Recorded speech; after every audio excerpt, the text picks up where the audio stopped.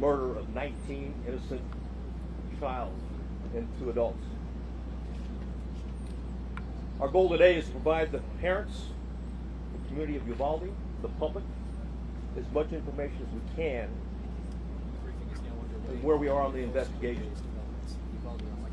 We're here to report facts as we know them now, not to defend what was done or to criticize what was done or the actions taken. I'll begin first and foremost with the timeline as we know it. The second timeline I'll discuss is the 911 timeline. Then we'll talk about the relevant social or digital media footprint of the subject.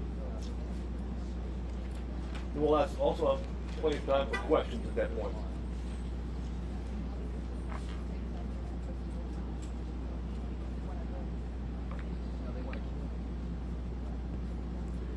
At 11:27, we know from video evidence, 11:27, the exterior door suspected of where we knew the shooter entered, Ramos, was propped open by a teacher. 11:28, the suspect vehicle crashes into the ditch, as previously described.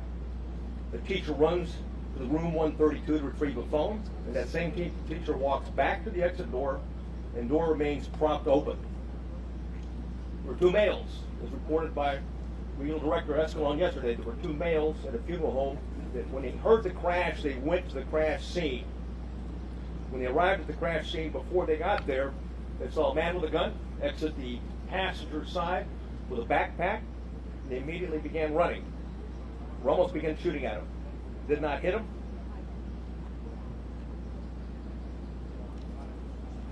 One of the males fell when he was running.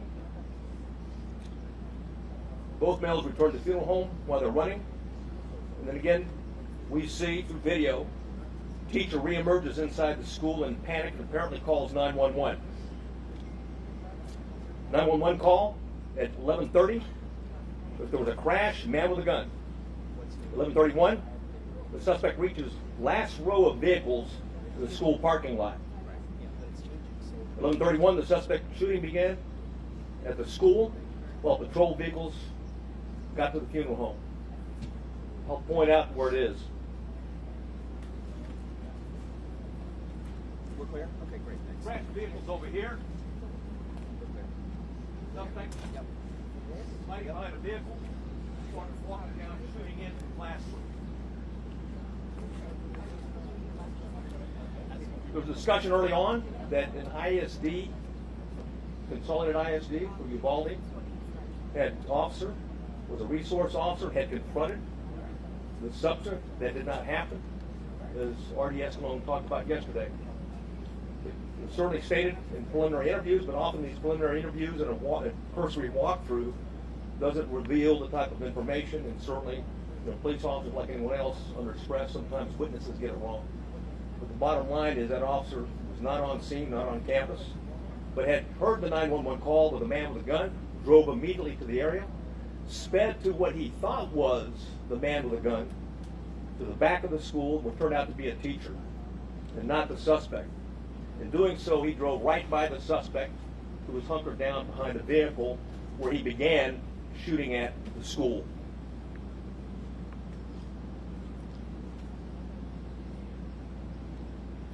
At 11:31, the suspect shooting in between the vehicle is when it began, while the patrol vehicle gets to the funeral home. Multiple shots are fired outside the school at 11:31. Patrol car accelerates into the parking lot, drives by the shooter. That's exactly what I was talking about. It was the ISD officer at that time. He passes and then leaves the camera view. There's multiple shots fired at the school at 11:32, at 11:32:27, at 11:32:36. At 11:33 is when the suspect entered the school at the door that I'm pointing to now. At 11:33, the suspect begins shooting into room 111 or 112. It's not possible to determine from the video angle that we have at this point in time.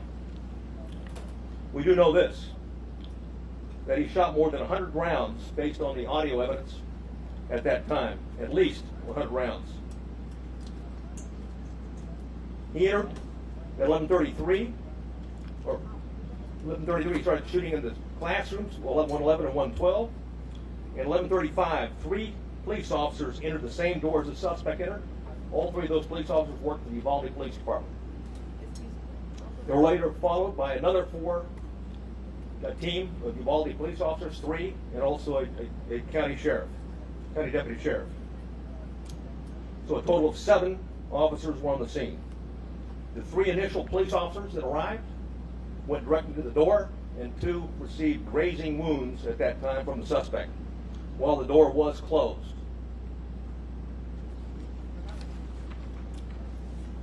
At 11:37, there was more gunfire. Another 16 rounds was fired at 11:37.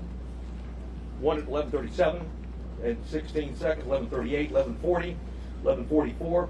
At 11:51, a police sergeant and USB agents started to arrive.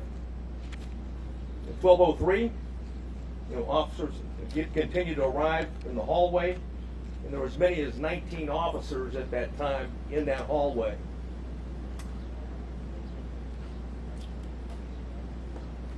At 12:15, we know that BORTAC members arrived. Not the entire BORTAC, but members of BORTAC, along with Shields. At 12:21, the suspect fired again, was believed to be at the door. At 11:21, law enforcement moved down the hallway. At 11:50, they breached the door using keys that they're able to get from the janitor, because both doors were locked. Though both of the classrooms that he shot into were locked when officers arrived. They killed the suspect at that time. And now I'd like to go over the 911 timeline.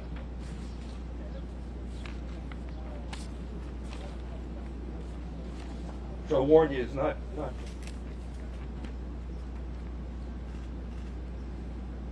it's better that I read it than you listen to it.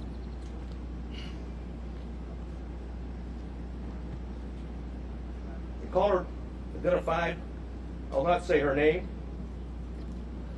but she was in room 112, called 911 at 12:03. The duration of the call was 1 minute and 23 seconds. She identified herself and whispered she's in room 112. At 12:10, she called back in room 12, advised there were multiple dead.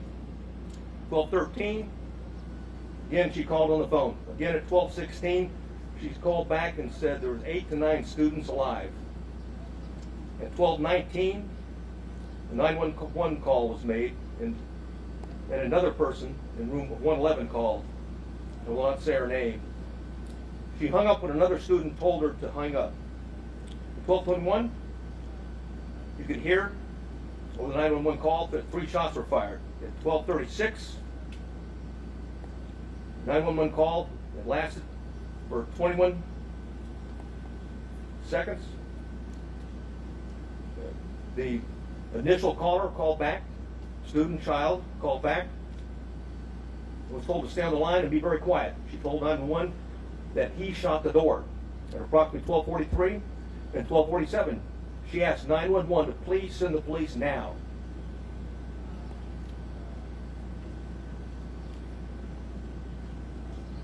At 12:46, she said that she could hear the police next door. At 12:50, shots are fired. They could be heard. It was a 911 call. And at 12:51, it's very loud and sounds like the officers are moving children out of the room. At that time, the first call that called was outside before the call cuts off.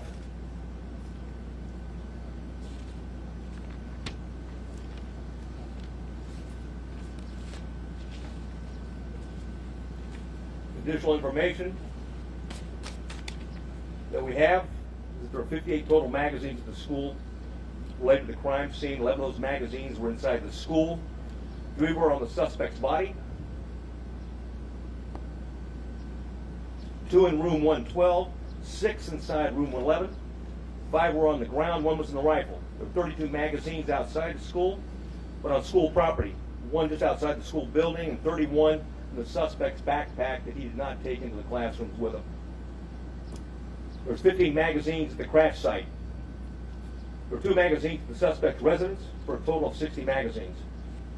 He had purchased and had a total of 1,657 total rounds of ammunition. 315 of those rounds were inside the school. 142 of those were spent cartridges. 173 were live rounds. 922 were outside of the school, but on school property. 22 of those were spent cartridges. 900 were live rounds. 422 were at the crash site. 22 were spent cartridges. 420 of those were live rounds. There's 35 spent law enforcement cartridges total in the school. 8 of those were in the hallway. 27 were inside the classroom. 111 where the suspect was killed.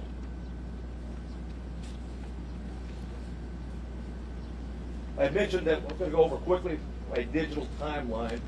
One of the things we talked about early, and I want to correct something that was said early on in the investigation, is that he posted, on Facebook publicly that he was going to kill that he was going to shoot his grandmother, and secondly after that that he had shot her, and the third that he was going to go shoot up a school. That did not happen. It was actually on a message. It was a Facebook messenger application to somebody else that he had a conversation with.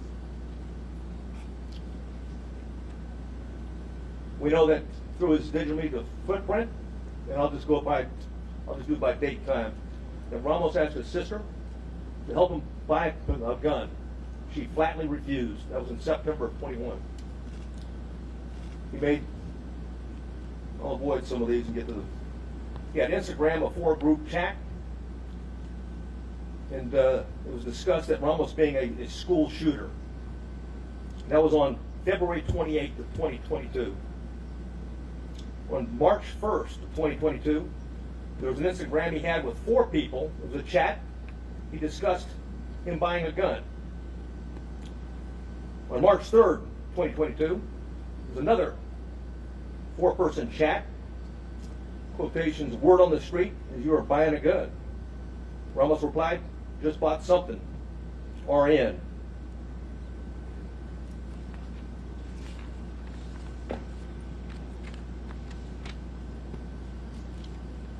On March 14th, when there was an Instagram posting by the subject, in quotations, 10 more days.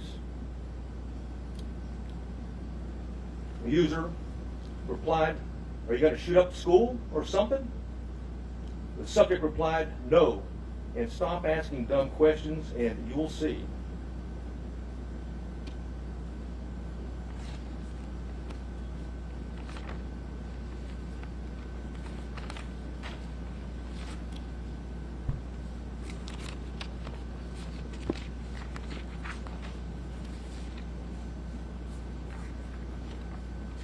I know you have many questions, and I've agreed to stay as long as we can and answer as many of those questions as we can. If I can't answer it, because we don't know definitively right now, I'll simply say that. And it continues to be a preliminary investigation. There's, literally, certainly over hundreds of interviews have been conducted, will continue to be conducted, and there's thousands of leads that be pursued, not consecutively, but concurrently, and thanks to our federal and local partners. And I do want to mention behind me, we've got the FBI Special Agent in charge. We also have an ATF Special Agent in charge, or ASAC, and of course, who else do I got behind? With the Texas Rangers, if there's any specifics that I haven't covered that I might need their particular support on. I do want to cover one thing quickly, though, before I go to questions, and that's some of the questions that we have already received. And one of those is going around now that in fact, the subject had been one of the 2 arrested by the Texas Rangers and the local police back in 2018. That's not the case. He was not one of the individuals. In fact, we have found no links, associations, and relationships in that investigation. Clearly, it was a threat. It was back in 2018. 2 juveniles were charged with attempted or conspiracy to commit capital murder. There's no question that we thought, and we had evidence, and certainly the district attorney agreed, that these juveniles, one 13, one 14 years old, was a threat to Uvalde. And there was a discussion at that time, even the senior year of the one that was 14 years old, which would make it 2022. However, that was not the subject.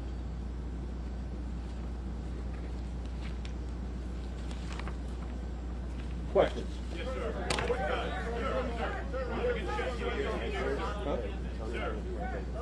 Okay. Oh, yeah. Oh, one thing I want to say, one thing I failed to say is that when we're done, we have Tony Pena with us. He's going to translate into Spanish, okay, what the answers and the questions are afterwards.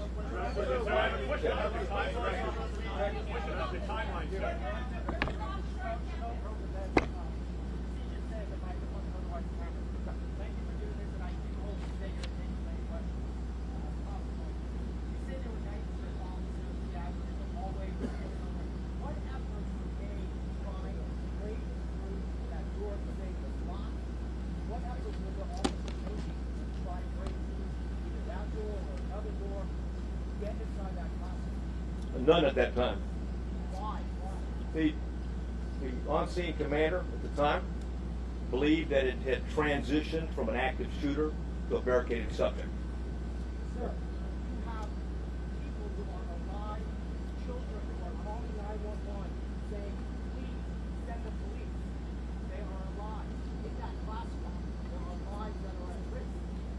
Hey, we're well aware of that. Right. Yeah. Why was this decision made not to go in and rescue these children? Again, the on-scene commander considered a barricaded subject and that there was time and there were no more children at risk. Obviously, based upon the information we have, there were children in that classroom that were at risk, and it was, in fact, still an active shooter situation and not a barricaded subject.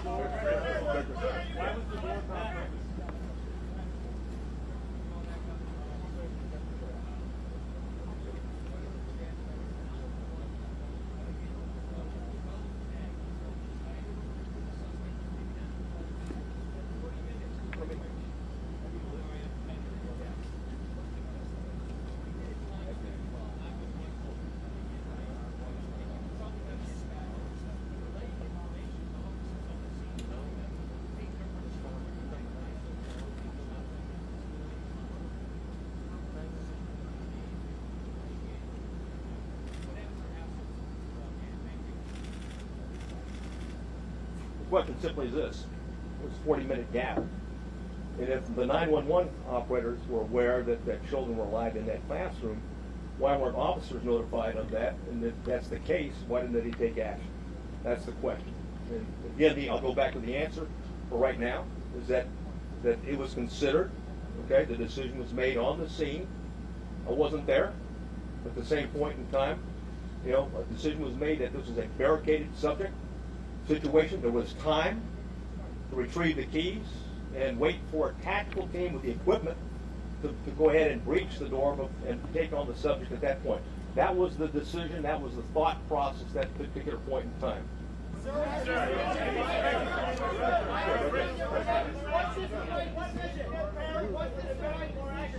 What?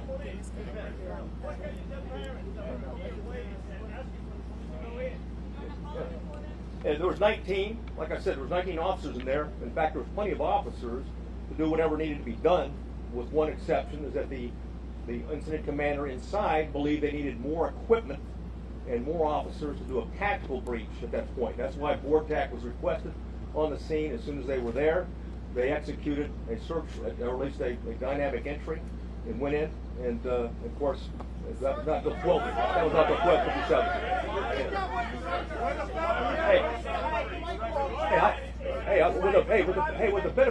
With the benefit of hindsight, stand by, right? I got it. Okay, hey, from the benefit of hindsight, where I'm sitting now, of course it was not the right decision. It was the wrong decision. Period. There's no excuse for that. But again, I wasn't there, but I'm just telling you, from what we know, we believe there should have been an entry at that as soon as you can. Hey, when there's an active shooter, the rules change. It's no longer, it's no longer a barricaded subject. You don't have time. You don't worry about outer perimeters. And by the way, Texas embraces active shooter training, active shooter certification, and that doctrine requires officers, we don't care what agency you're from, you don't have to have a leader on the scene. Every officer lines up, stacks up, goes and finds where those rounds are being fired at, and keeps shooting until the subject is dead, period.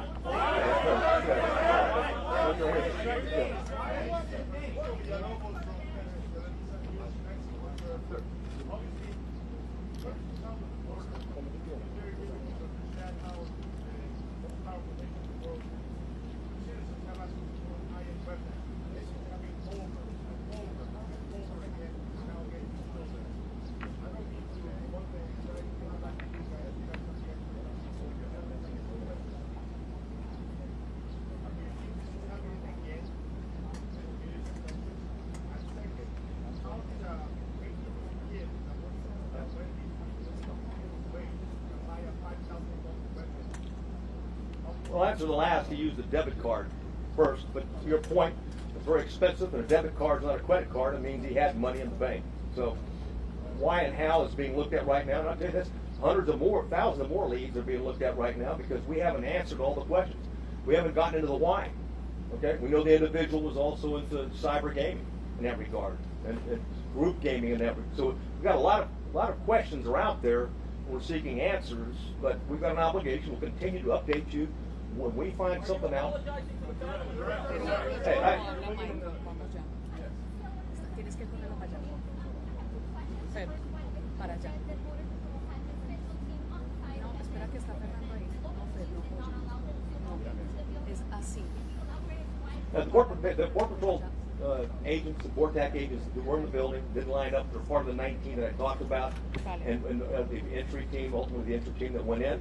But I can tell you that they were told, just as like as any other officer was told, and others, even command staff that came on board, is that the incident commander at the time was believed that in fact it was a barricaded subject, that we had time, there was no kids at risk.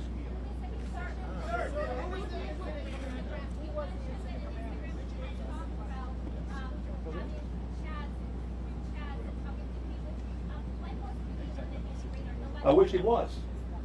Because there's no question. And I'll say this right now, but every time we have one of these, there's copycats, okay? And we need the public, just like we did back in 2018, it was a public, okay, that came forward that we got 2 people that are about to shoot up a school or planning to shoot a school.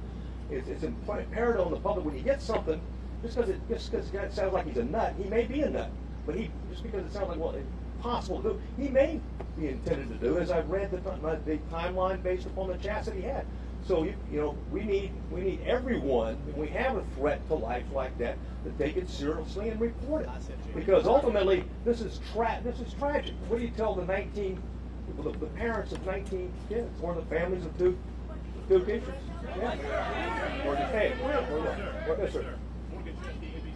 Yes, sir. Wanted to wait for tactical gear. By 12:15, you had at least 15 officers and shields on scene. Yeah.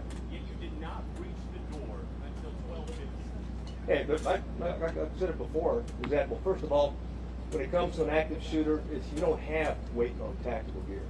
Plain and simple, you've got an obligation. What I know now, okay, absolutely, it was an active shooter, because you can transition. Keep in mind, in the doctrine, okay, of active shooters, you can transition from an alert, from an active shooter situation to a barricaded subject or a barricaded with hostage subject.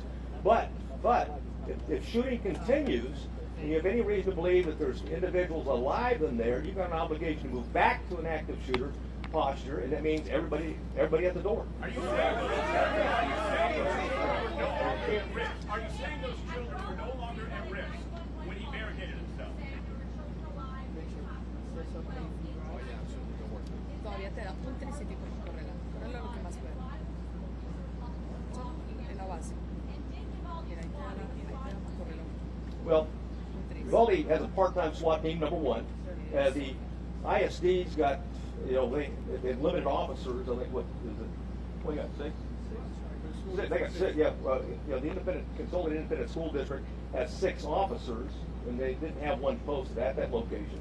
And someone said, hey, what do you tell the parents? I mean, bottom line is that, or someone talked about, said, when there's kids in the room, why wasn't there an entry? Because it was believed, like I said at the time, that the subject was stationary, barricaded, there was no risk to other children. Again, on the retrospect, from where I'm sitting right now, clearly there was kids in the room. Clearly, okay, they're at risk. And oh, by the way, even when you go back to shooting, there may be kids that are injured, okay, they may have been shot but injured, and it's important for life-saving purposes to immediately get there and render aid. Where was the resource officer? Why was he not on campus? He was not on campus. Why? Well, again, we'll have all those answers down the road, okay? Sir, did those Dylan, survive? Dylan.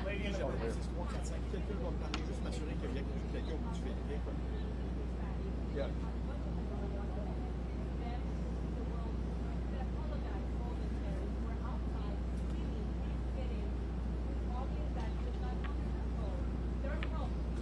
Oui, je t'entends bien. Merci beaucoup de me répondre. Je suis certain que je vais bien faire.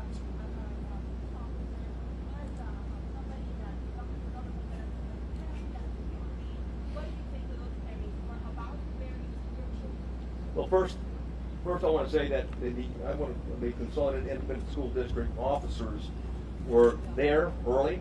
There was 4 of them, and they immediately began evacuating the school and did that throughout the process. So keep in mind, so that was going on.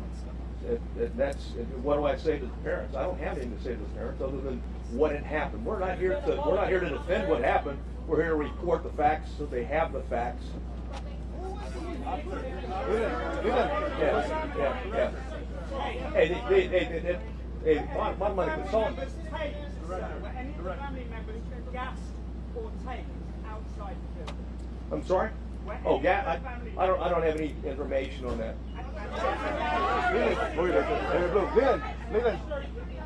Oh, one second though. However, we did review what DBS officers arrived on the scene, what they did, and looked at those instances. The blue. You know the parents of the children who died are watching right now. And they're Yes. hearing you say Oui, on en sait beaucoup plus, that Julie. not Je peux parler everything très fort parce que that naturellement, possibly les questions sont adressées been done à Steve as humanly fast as it could be done le service was de la done. sécurité publique, Are they owed an apology from somebody in the commander and the department here? If I thought it would help out, I'd apologize. But let me say this. Hey, let me say this. When you go back to the timeline, again, I want to go back and I'm not defending anything, but you go back to the timeline. There was a barrage. Hundreds of rounds were pumped in 4 minutes. Okay, into those 2 classrooms. Then anything else, any firing afterwards was sporadic, and it was at the door. So the belief is that there may not be anybody living anymore, and that the subject is now trying to keep law enforcement at bay or entice them to come in. Suicide by contact. I understand that. I reported that.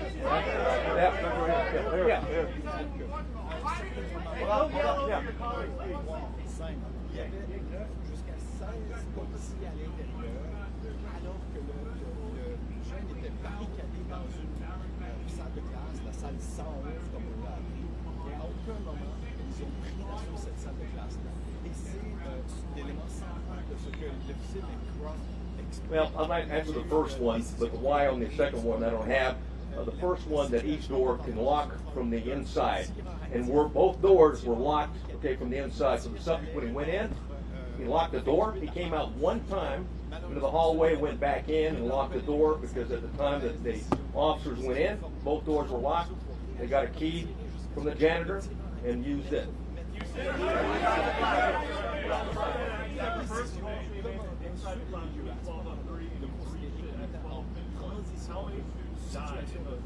I don't have that answer. We're looking at it right now. Tous les enfants sont morts. Il a fait le récit d'appel 911, de SMS sur 911 par des enfants qui appellent les policiers à l'aide, disant que les policiers viennent nous aider. Les policiers prennent d'assaut la classe. Les enfants le demandaient, je disais. On entendait l'officier McCroft faire des pauses et être tout soudain ému. Il a dit lui-même d'ailleurs, c'est plus facile de lire ces commentaires-là que de les entendre. Si vous les entendiez, ça vous arrache.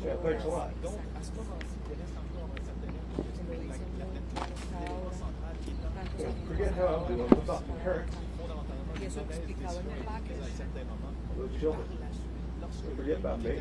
Sometimes we are officers and stuff like that. We take an oath to uphold the law and protect people. And anytime something's tragic like that, we want to know why it happened and if we can do better next time. It's the bottom line. And call it like it is. And it's tragic. Quite frankly, I mean, there shouldn't have been anybody. Ideally, we've been able to identify this guy as a suspect and address it before he even thought about attacking, on the 24th.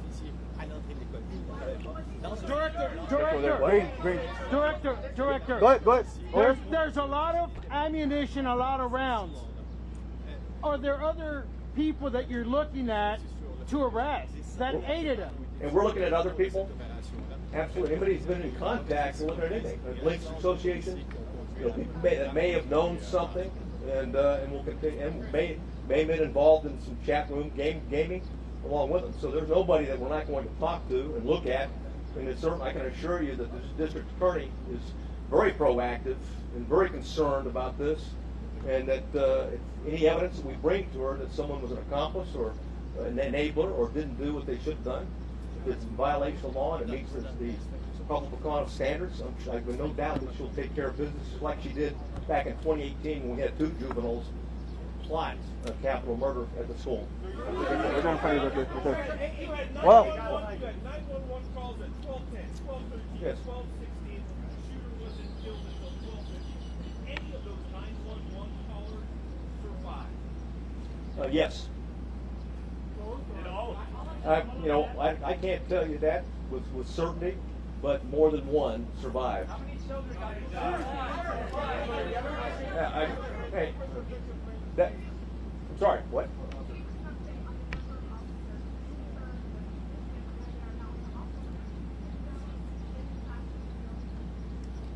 Yes, the windows I'll go backwards, right over here. I'll move over here. Something shot into these windows right here. He's approaching the door. Right? So the children were vulnerable all the time going through.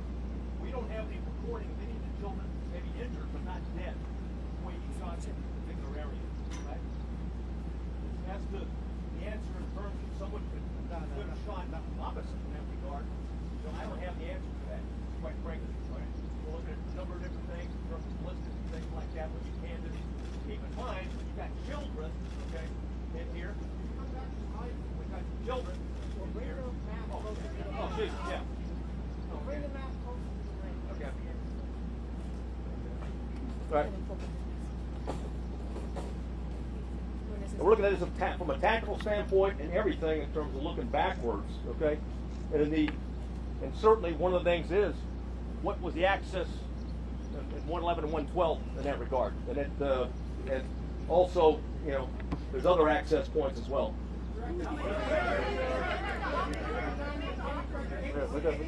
Hold on. Let me say one thing. Well, one thing I didn't point out, okay, is that when we've got him going into these rooms, right here's the Jack and Jill restroom between. So not unlike Santa Fe, the classrooms are separated, but they're really connected. So you can move back and forth between those 2 classrooms. Yes, sir. Was the incident commander receiving the information coming via the 911 calls? And if so, why not? And if so, speak to the level of investigation that you're putting into that area. Yeah, well, that question will be answered, but I don't have I'm not going to share the information we have right now, because I don't have the detailed interview right now. Go ahead, sir. Right there. Yeah. Go ahead, What was a barricade situation? Did any police officers go in and get their own kids while the parents were outside? Not that I'm aware of, no. Go ahead. Yes, please. How many children called 911 and were attacked and any of those children died? I know for 2 for certain did, and those 2 did not die. Why was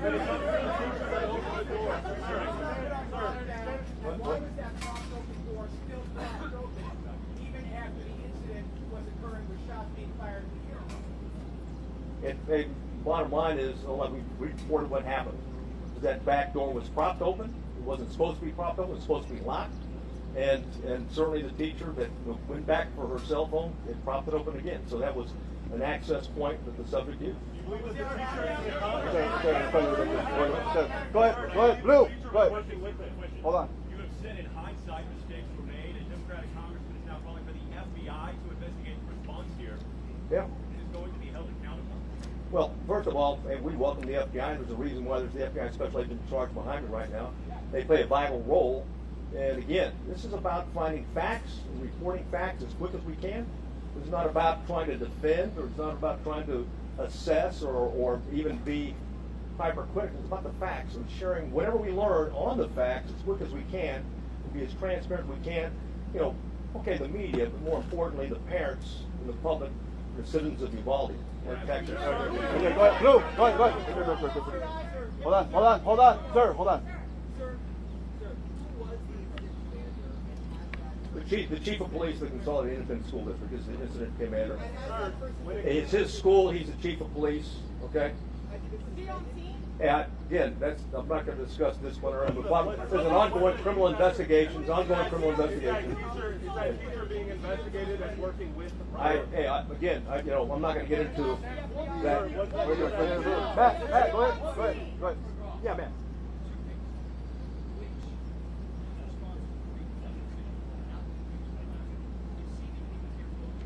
The chief of police of the Consolidated Independent School District, he was convinced, and again, I want to go back and say, he was convinced at the time that there was no more threat to the children, and that the subject was barricaded, and that they had time to organize with the proper equipment to go in. The subject already had hit, 3 officers, and hit 2 officers, and I didn't answer the final question.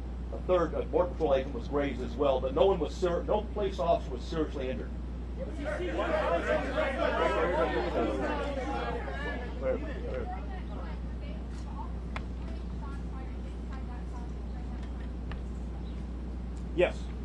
Yes, they did. He shot, and I went through the timeline before where he continued to shoot periodically, sporadically. The last, I think I already gave you the timeline. I'm sure I went through it, but the last time that he shot right before the entry, okay, was he shot at 12:21. So. At the officers or at the children? No, not the children. Okay, we don't know yet. We believe it was at the door, is what he fired at. Go ahead, right there. Yes. Hold on.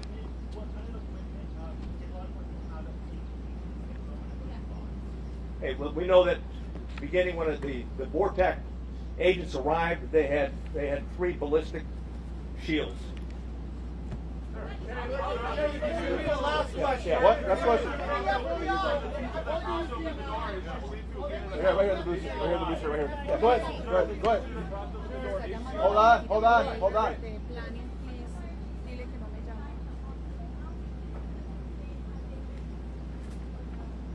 I don't know.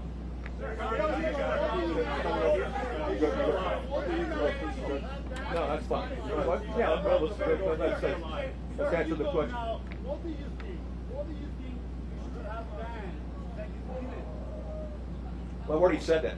I've already said it. First of all, hey, Texas embraces and teaches, the active shooter doctrine. The active shooter doctrine, as long as there's kids, as long as there's someone's firing, you go to the gun, you find them, you neutralize them, period. And there's only, there's some nuances with transition to a barricaded subject, also transitioning to a hostage situation. And of course, the decision at the scene was that this is still a barricaded subject that did not go back to an active shooter situation. Right here, go ahead. Yeah. The police chief, and why isn't he here to take our questions? Well, because I'm here to address the latest timeline and facts that we know. You're certainly welcome to reach out to them. Yeah. I defer to. You want to get the question? Okay, hold on. How many children were pulled out? Hold on, sir. Hold on. Sir, you've now been on the scene for several days. With 2 things. What exactly is your role in this investigation? And given all this, given that the FBI goes through lengthy efforts to study active shooter situations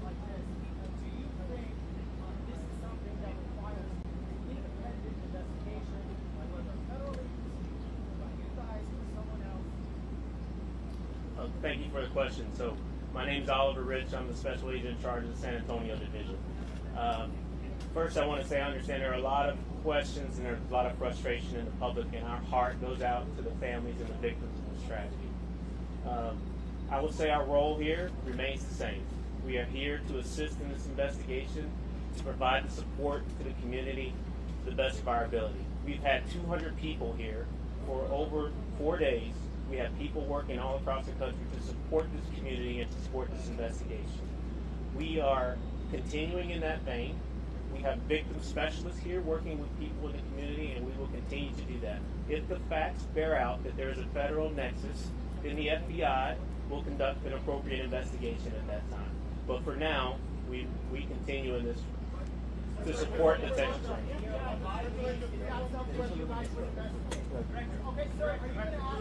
How many more questions? Two more questions. Two more questions. Guy in purple. Okay. Yes. Uvalde Police Department, Uvalde Police Department posted in February 2020 that they familiarized themselves with the school and did the training to do just what they were supposed to do. How come they were not in lead, or their commanding officer was not in lead when they were familiarized with this training, and they should have done what they were posting on Facebook they were doing? Who dropped the ball? Yeah, I don't have the answer to that question. Okay, last question. Right at the Grayson. Right at the Grayson. Yeah. Go ahead. President Biden will be here on Sunday. Your thoughts on that? Do you have a message to the president? Yeah, welcome here. Welcome to Texas. And this community has been hit hard.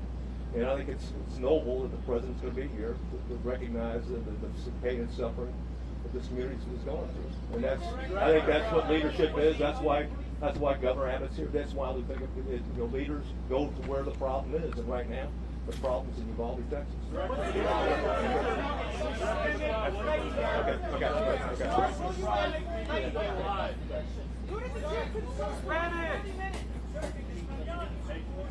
En español. Spanish.